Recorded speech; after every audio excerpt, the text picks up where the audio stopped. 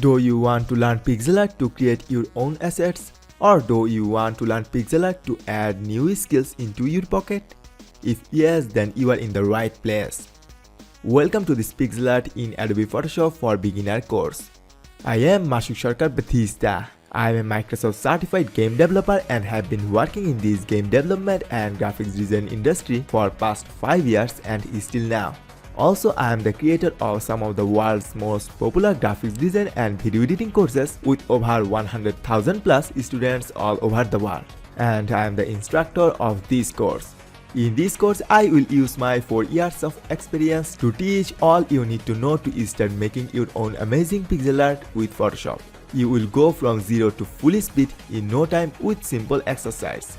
In this course, at first I have talked about the 3 important elements of pixel art. You will also learn how to draw isometric pixel art, draw pixel-based flowers, tree and burgers. Also, you will learn how to convert any image to high-quality pixel art with step-by-step guideline. I also show you how to animate any pixel art in Photoshop and much more.